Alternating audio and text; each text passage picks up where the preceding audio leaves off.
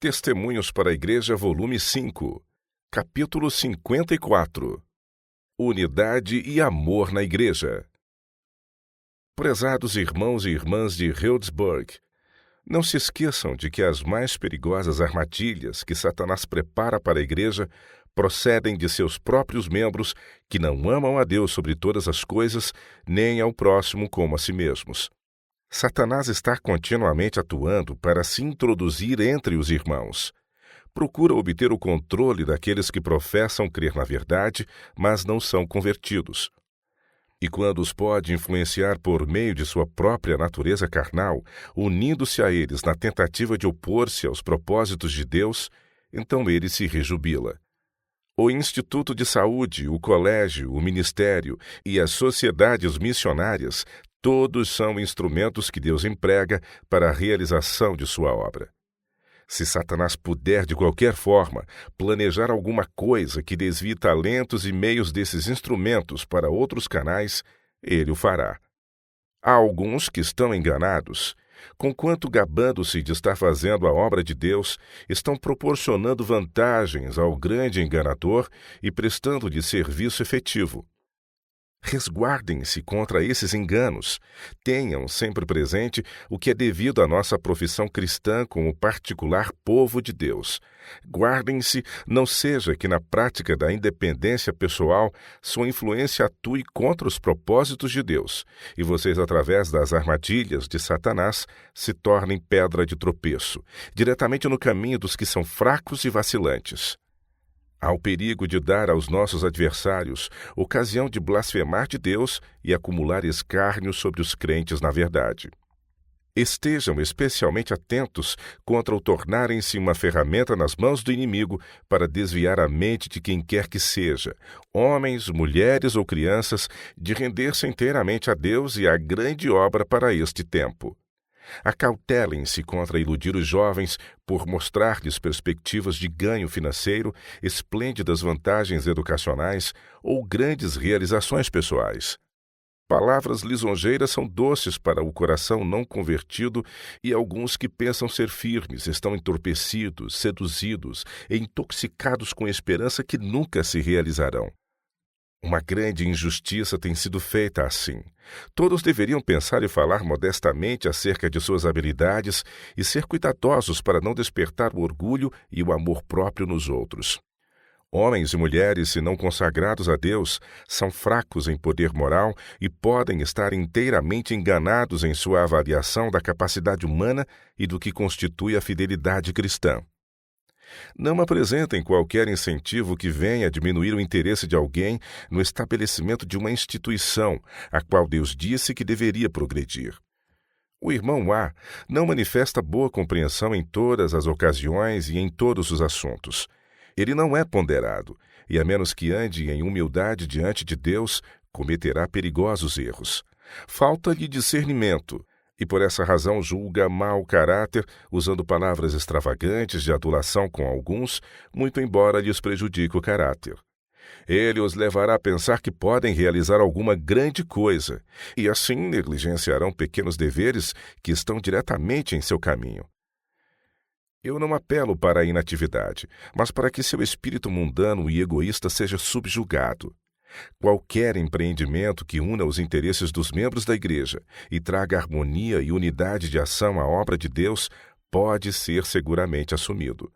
Mas nunca se esqueçam que ou vocês são servos de Jesus Cristo, trabalhando arduamente por aquela unidade entre os crentes pela qual Cristo orou, ou estão agindo contra essa unidade e contra Ele. Os que procuram diminuir o interesse de quem quer que seja na escola de Healdsburg ou na obra missionária em qualquer de seus ramos não estão trabalhando com Deus, mas sob as ordens de outro capitão, cujo objetivo é minar e destruir. Sua utilidade, irmãos e irmãs da Igreja de Healdsburg, exige que vocês sejam honestos em todos os procedimentos, que sejam humildes, santos e impolutos. Deveria haver menos orgulho interesseiro, menos vaidade.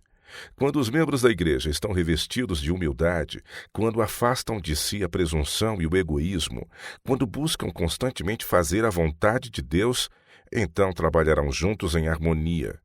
O Espírito de Deus é um. A crise está justamente diante de nós quando cada um necessitará de muito poder vindo de Deus, de forma a poder permanecer firme contra as astúcias de Satanás, pois os seus enganos virão de toda forma concebível. Aqueles que têm permitido ser joguetes das tentações de Satanás estarão despreparados para ficar do lado da retidão. Suas ideias serão confusas e assim não poderão discernir entre o divino e o satânico. Virá uma crise a cada uma de nossas instituições.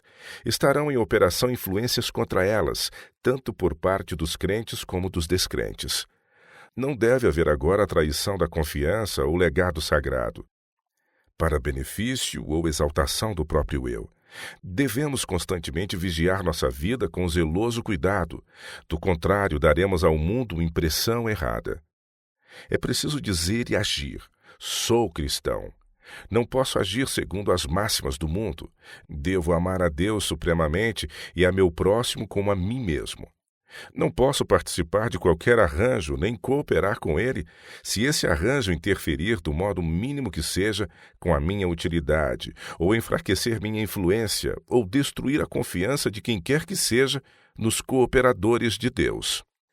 Lembrem-se de que o povo de Deus não é senão um pequeno rebanho quando comparado com o mundo professamente cristão e os milhões de homens e mulheres adoradores do mundo. Eles devem ser cristãos bíblicos, exemplos de justiça e retidão em todas as coisas para a nossa juventude.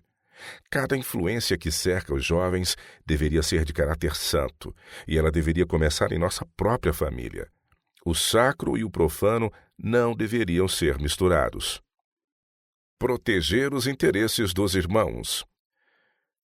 Por seu voto batismal, todo membro da Igreja se comprometeu solenemente a proteger os interesses dos irmãos. Todos serão tentados a se apegar aos próprios e acariciados planos e ideias, os quais lhes parecerão sãos. Deviam, porém, vigiar e orar e esforçar-se ao máximo de sua capacidade por edificar o reino de Jesus no mundo. Deus requer que todo cristão, tanto quanto estiver ao seu alcance, que desvie de seus irmãos e irmãs toda a influência que tenda, no mínimo que for, a dividi-los ou separar seus interesses da obra para nossos dias.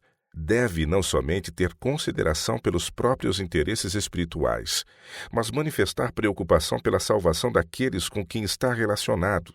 E deve, através de Cristo, possuir influência inspiradora sobre os outros membros da Igreja. Suas palavras e comportamento devem influenciá-los a seguir o exemplo de Cristo na abnegação, no sacrifício e no amor por outros.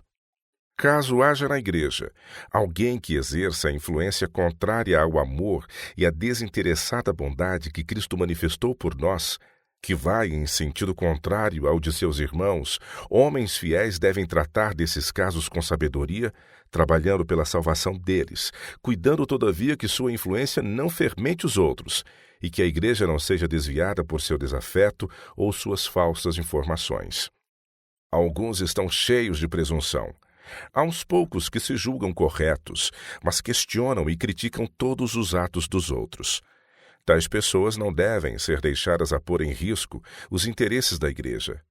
A fim de elevar o nível moral da mesma, cada um deve sentir ser seu dever buscar a própria cultura espiritual, mediante a prática de estritos princípios bíblicos, como na presença de um Deus santo. Que todo membro da Igreja sinta dever ele próprio estar com sua vida em ordem diante de Deus, que ele precise ser santificado pela verdade. Então poderá representar perante os outros o caráter cristão e dar um exemplo de integridade. Se cada um assim fizer, a Igreja crescerá em espiritualidade e em favor para com Deus. Todo membro de igreja deveria sentir-se sob obrigação de dedicar seu dízimo a Deus. Ninguém deve seguir os próprios caminhos ou a inclinação de seu coração egoísta, roubando assim a Deus. Não devem usar os meios para satisfazer a vaidade ou para qualquer outra indulgência egoísta, pois assim fazendo enredam-se nas armadilhas de Satanás. Deus é o doador do tato, da habilidade para juntar riquezas e, portanto, tudo deve ser posto sobre seu altar. A ordem é: Honra o Senhor com a tua fazenda. Provérbios 3, verso 9. O pendor à cobiça precisa ser constantemente reprimido, pois de outro modo corroerá o coração de homens e mulheres e eles correrão avidamente através do lucro. No deserto da tentação, Satanás, o adversário das almas, apresentou perante Cristo as glórias do mundo e disse-lhe: tudo isto te darei se prostrado me adorares. Mateus capítulo 4, verso 9. O Salvador repeliu Satanás, mas quão facilmente é o homem seduzido pelas simulações do grande inimigo. Muitos ficam fascinados com as atrações do mundo. Eles servem a Mamon antes que a Deus e assim perdem sua salvação. Ainda um pouco de tempo e nos encontraremos com o Senhor. Que conta lhe daremos do uso que temos feito de nosso tempo, talentos de influência e posses? Nossa alegria deveria estar na obra de salvar pessoas. E eu solenemente pergunto à igreja de Healdsburg: Deus está realmente entre vocês? Diz a testemunha verdadeira. Mas também tens em Sardes algumas pessoas que não contaminaram suas vestes, e comigo andarão de branco, porquanto são dignas disso. Apocalipse capítulo 3, verso 4. Fazem vocês parte desse número? Têm vocês mantido firme sua integridade? Como homens imersos nas águas batismais, têm vocês se apegado a Cristo? Estão vocês obedecendo-lhe, vivendo para Ele, amando-o? Encontra-se cada membro puro, santo e incontaminado, em cuja boca não há engano? Se sim, vocês são muito felizes, pois são à vista de Deus mais preciosos que o ouro puro e mais raros do que o ouro fino de Ofir. Isaías capítulo 13, verso 12. Enquanto multidões são consagradas a Mamon e não servem ao Santo de Israel, há uns poucos que não mancharam seus vestidos, mas mantêm-nos impolutos do mundo. Esses são uma força. Essa classe possui fé que opera pelo amor e purifica o caráter. Eles exemplificam os elevados princípios cristãos. Buscarão a ligação pessoal com a fonte da luz e se esforçarão para fazer constante progresso, cultivando cada faculdade em sua máxima extensão. Deus gostaria que vocês tivessem firme integridade e retidão. Isso faria com que os irmãos fossem distinguidos perante o mundo como filhos do Deus Altíssimo. Jesus era sereno e bondoso, não perdendo seu domínio próprio mesmo quando sob tormentoso conflito, em meio aos mais ferozes elementos de oposição. Deus diz a vocês que tiveram grande luz: subam mais alto, acheguem-se mais a Deus e ao céu, prossigam. Vocês necessitam fé, verdadeiro amor por seus irmãos e mais profundo interesse neles. Deus lhes confiou sagradas responsabilidades. Há um campo missionário para cada membro da igreja, onde ele pode exercer influência para o bem. Nosso colégio não é o que deveria ser, nem o que seria se nossos irmãos e irmãs sentissem que há um santo encargo a eles confiado. Se eles elevassem o padrão de espiritualidade na igreja, se derem um exemplo de integridade em todos os seus relacionamentos, se todos cultivarem a piedade e a dignidade cristã, então a influência do colégio será ampla e a luz fluirá dele com ricas bênçãos. Vi que se o colégio for adequadamente administrado, muitos jovens sairão dele para serem obreiros ativos na causa de Deus. Mas que todos estejam atentos a fim de não exercer influência contrária à verdade e ao colégio por causa de uma vida não consagrada, por maus julgamentos ou mexericos, pois Deus certamente a registrará contra eles. O colégio sempre se verá obrigado a lutar contra dificuldades, porque alguns homens são faltos de fé e não controlados pela mente de Cristo. Se Satanás puder encontrar pessoas entre nós que espreitem para mal e falem depreciativamente de nossas instituições, buscando cada desagradável ninharia que ocorra, ele ficará muito contente. O inimigo não cessará seus esforços para levar pessoas a depreciarem o colégio, porque essa instituição não está em cada particular conforme suas ideias. Se ele percebe que a juventude pode receber benefícios, estimulará na igreja toda a influência para desanimar antes que para fortalecer e edificar. Que esses elementos se acham em Healdsburg, bem como em outros lugares, ninguém pode negar. E se Satanás não os usasse, valer-se-ia de algum outro tipo de influência visando ao mesmo fim. É impossível que não venham escândalos, mas ai daquele por quem vierem. Melhor lhe fora que lhe pusessem ao pescoço uma pedra de moinho e fosse lançado ao mar. Lucas capítulo 17, versos 1 e 2. Deus tem seus meios de operação.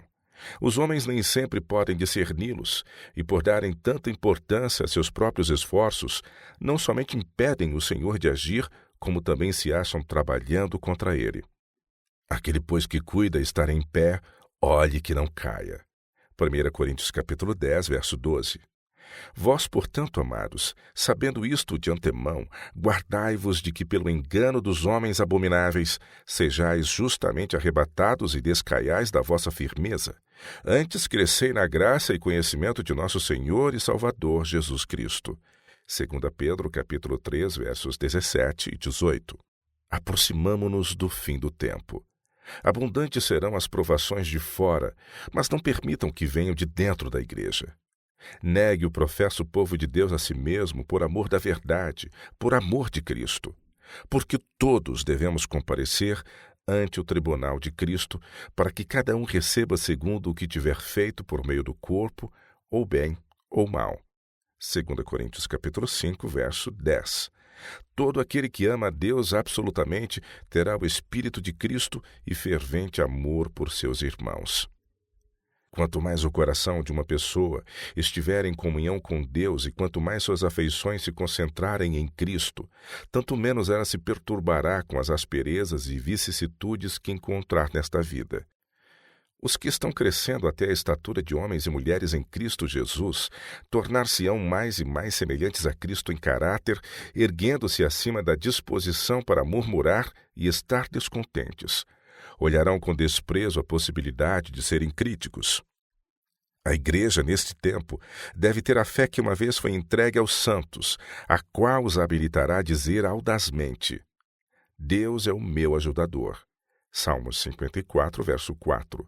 Posso todas as coisas naquele que me fortalece. Filipenses capítulo 4, verso 13. O Senhor ordena que nos levantemos e avancemos. Sempre que a igreja, em qualquer período, abandonou seus pecados, creu e andou na verdade, eles foram honrados por Deus.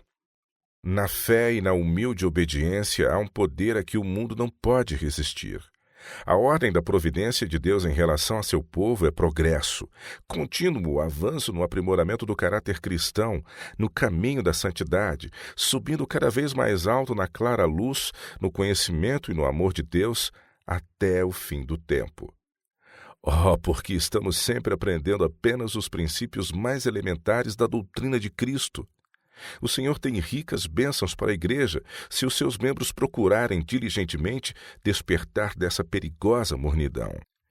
Uma religião de vaidades, palavras desprovidas de vitalidade, um caráter destituído de força moral, essas coisas são salientadas na solene mensagem dirigida pela testemunha verdadeira às igrejas, advertindo-as do orgulho, mundanismo, formalismo e autossuficiência. Aquele que diz: rico sou e estou enriquecido e de nada tenho falta, o Senhor do céu declara: não sabes que és um desgraçado e miserável, e pobre e cego e nu. Apocalipse 3, verso 17.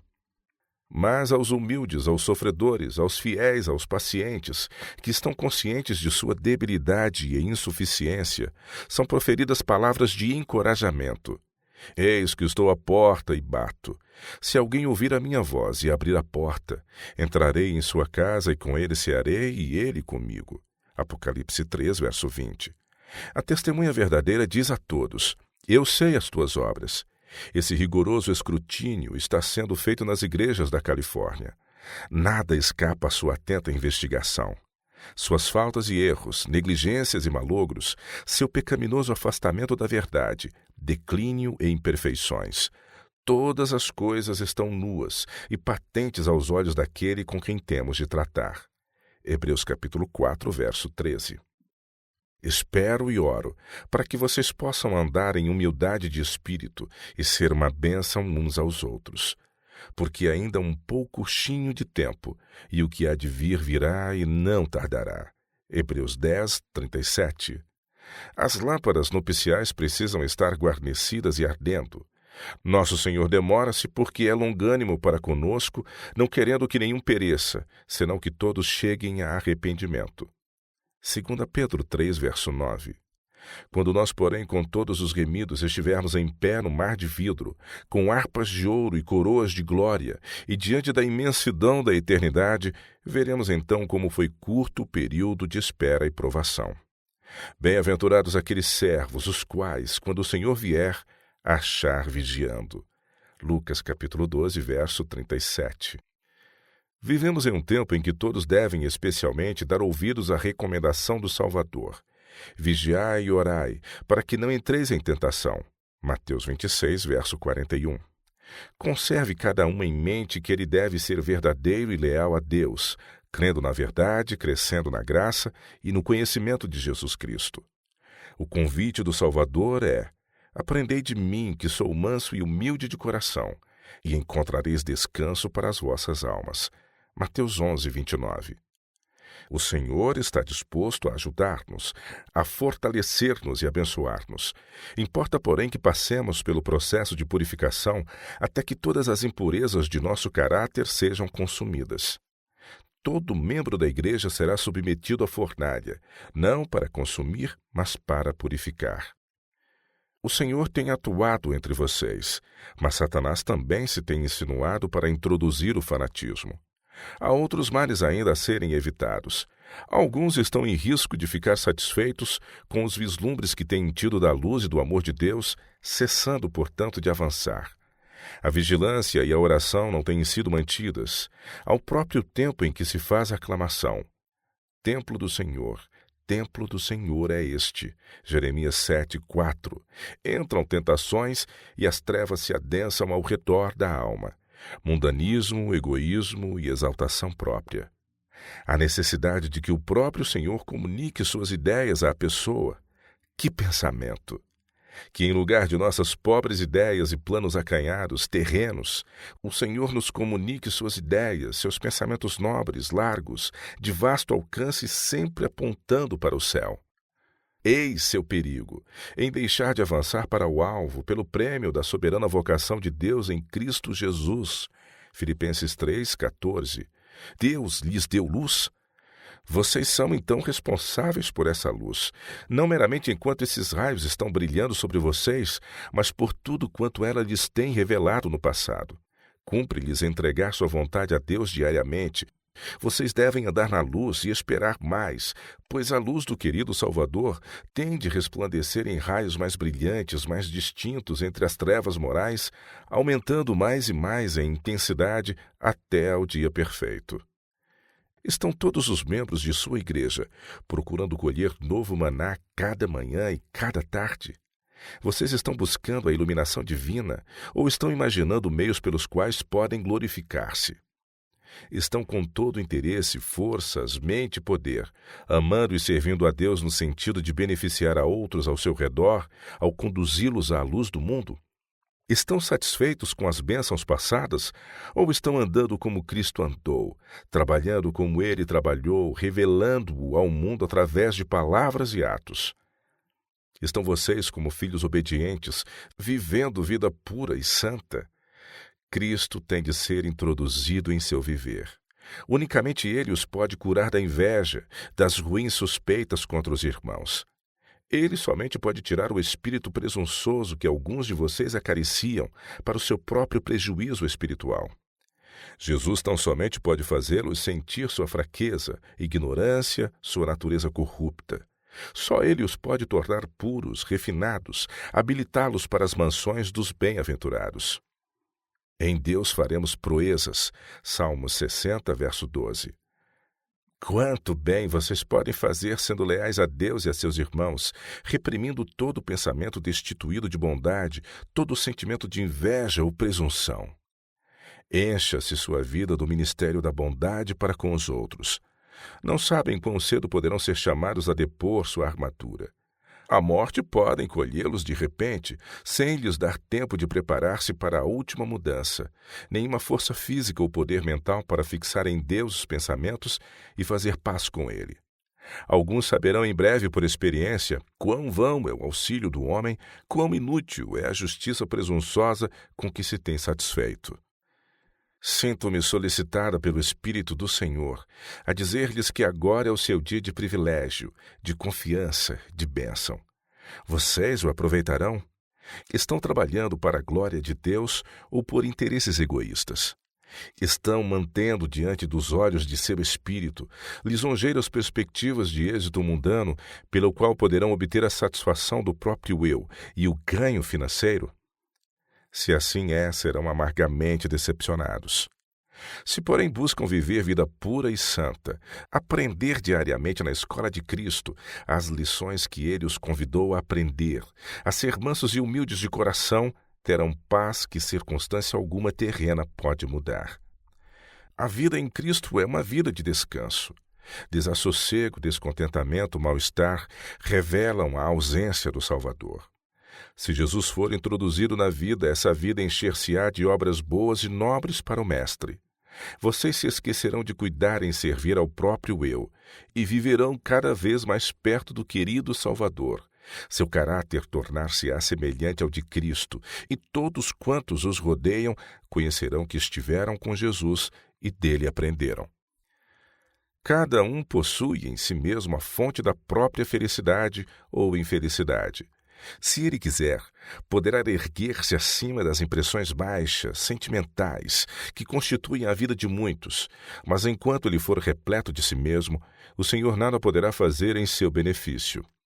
Satanás apresentará ambiciosos projetos para estontear os sentidos, mas cumpre conservar sempre diante de nós o alvo pelo prêmio da soberana vocação de Deus em Cristo Jesus. Filipenses 3, verso 14. Amontoem nesta vida todas as boas obras que puderem. Os entendidos, pois, resplandecerão como o resplendor do firmamento. E os que a muitos ensinam a justiça refulgirão como as estrelas, sempre e eternamente. Daniel 12, verso 3. Caso nossa vida seja cheia de santa fragrância, se honrarmos a Deus tendo bons pensamentos para com os outros e bons atos para beneficiá-los, não importa se vivemos em uma modesta casinha ou num palácio. As circunstâncias pouco têm a ver com as experiências da vida. É o espírito nutrido que dá colorido a todas as nossas ações. Uma pessoa em paz com Deus e seus semelhantes não pode ser infeliz.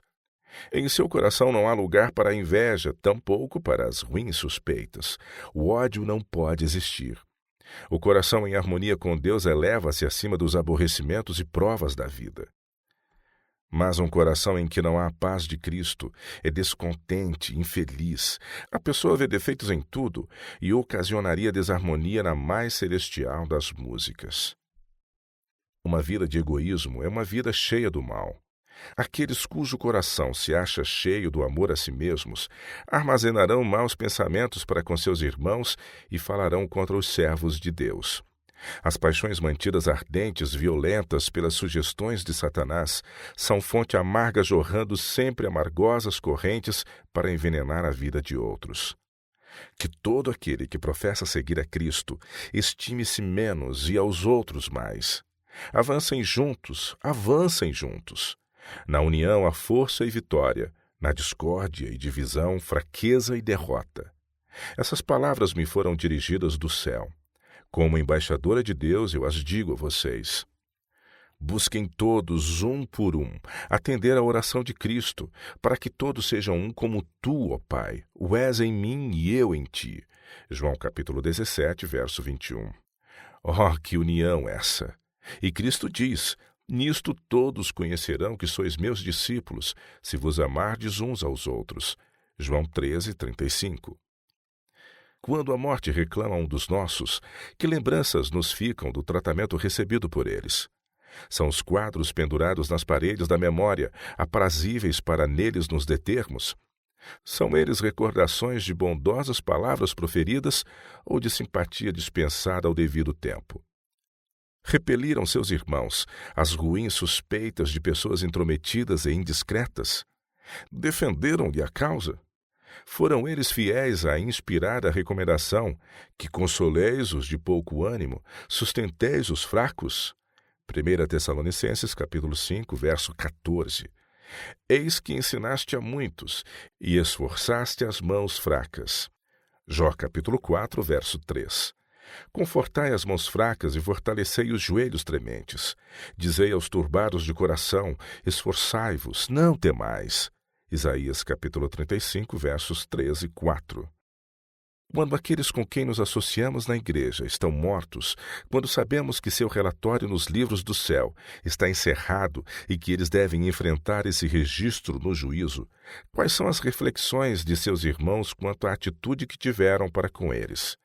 Qual foi sua influência sobre eles? Quão claramente é invocada agora toda palavra áspera, toda ação desavisada? Quão diferentemente se conduziriam caso tivessem outra oportunidade? O apóstolo Paulo deu graças a Deus pelo conforto a lhe dado na dor, dizendo: Bendito seja o Deus e Pai de toda consolação, que nos consola em toda a nossa tribulação, para que também possamos consolar os que estiverem em alguma tribulação, com a consolação que nós mesmos somos consolados de Deus. 2 Coríntios, capítulo 1, versos 3 e 4. À medida que Paulo sentia o conforto e calor do amor de Deus penetrando em seu coração, refletia a bênção sobre os outros. Disponhamos de tal maneira a nossa conduta que os quadros pendurados nas paredes de nossa memória não sejam de tal sorte que não suportemos refletir sobre eles. Depois que aqueles com quem convivemos estiverem mortos, jamais haverá oportunidade de retirar qualquer palavra a eles dirigida, ou de apagar da lembrança qualquer dolorosa impressão. Atentemos, pois, para os nossos caminhos, para que não ofendamos a Deus com nossos lábios, seja afastada toda frieza e desinteligência. Abrande-se o coração em ternura diante de Deus, ao lhe recordarmos o misericordioso trato para conosco. Permitam que o Espírito de Deus, qual chama santa, consuma todo o lixo empilhado à porta do coração e deixem Jesus entrar. Então seu amor fluirá para os outros por nosso intermédio em ternas palavras e pensamentos e ações.